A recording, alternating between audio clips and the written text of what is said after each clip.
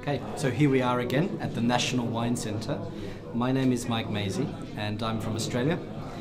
I have been a winemaker both in Australia and in the Czech Republic, and it's been my privilege to live here in Brno for the last 9 years. What I'd like to do is to show you how to describe Czech wine labels, because for me personally it was a little bit confusing at the start, and I think some points need some explanation. But let's start with an introduction, and let's use one of the wines from the previous video. We have here a Merlot from Regina Acelli, and of course one of the most basic pieces of information is the vintage or rocznik, and in this case it is 2011. Perhaps the second most important piece of information is the grape variety. So here we have Merlot. Now be careful, because in Czech the pronunciation is Merlot, but in international language we would say Merlot. And again we have this word barrique. This is a very Czech piece of information on a wine label. We would probably say something like oaked or matured in oak on the label.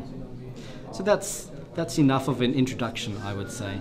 But let's move on to the first point, which is wines with protected designation of origin, because most of the best Czech wines have legally protected areas where the grapes were grown and where the wine is made.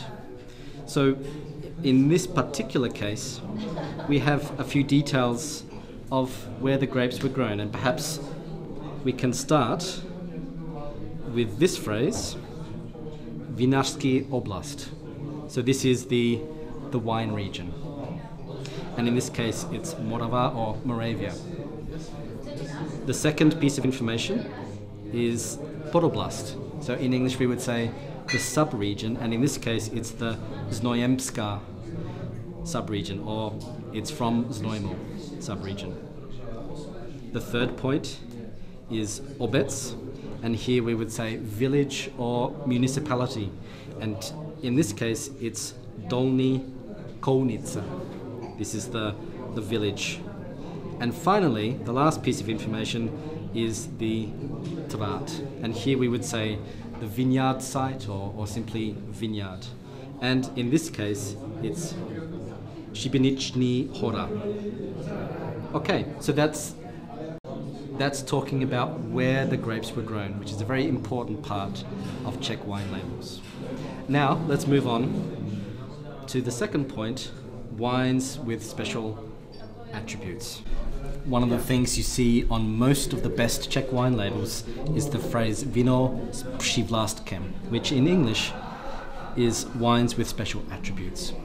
And of course you know that there are a range of different classifications, so what might be useful for your customers is to describe them in terms of the German equivalents, because the German wine classification system is quite similar to the one in Czech Republic. So Cabernet is simply Cabernet. The next one would be Pozdní sběr, and this translates literally as late harvest, but unfortunately if you say late harvest to a customer, they might assume that they're having a sweet wine, because that's what we say in English-speaking countries, that a late harvest is a sweeter type of wine. Unfortunately that's not the case here, because of course the winemaker can choose to ferment all the sugar and make a dry wine. So be careful when you use the phrase late harvest. It's not the most clear phrase to use. What you could say instead is the wine has achieved quite a high level of ripeness in the grapes. After Pozdní sběr is Výběr z hroznu, and this means selection of grapes. And again, this is a classification where the wine can still be dry, even though it has achieved quite a high level of ripeness in the grapes. After Výběr z hroznu is Výběr z bobulí, so we would say selection of berries. So we're starting to get, of course, to the sweeter styles of wine. And then Výběr cíbeb, or special selection of dried grapes or raisins. And of course you have beautiful dessert wines or sweet wines in the Czech Republic. So ledové víno is ice wine. made from frozen grapes. And Slamové vino is commonly translated as straw wine. So here, fresh grapes are picked and then dried on straw mats for 3 to 5 months so that the concentration of the grapes increases. The evaporation of water means that the grapes shrivel, they become smaller, and they concentrate all the sugar and all the acidity. So we're talking here about this classification of Czech wines. But perhaps the most important thing to remember about a label is the thing that will actually help you to sell the bottle. And here we talk about part 3, which is awards and certificates. Now, we're here at the National Wine Centre, which means that all of the wines here have been awarded according to the Salon Vin of Czech Republic, which means that they belong to the top 100 wines judged to be the best here in the Czech Republic. So when you have an award, tell your customers, because it means something that someone else, especially professional wine judges, have thought that your wine is something special. The second part of this is a certificate, and here in the Czech Republic we have an excellent new appellation system called VOC, which means that Znojmo, for example, have selected some of the best grapes and have created very strict requirements to produce very typical wines from this region. So that is also worth discussing with your customers. They've chosen the best grapes from this particular region to give the most typical and traditional wines. Good.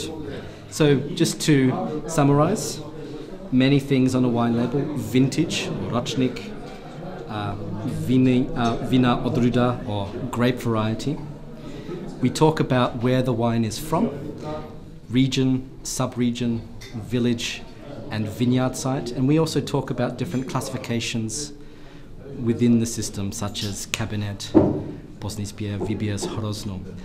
Be careful. Sometimes it's best to describe these as having attained a certain level of ripeness, because it can be a little bit confusing.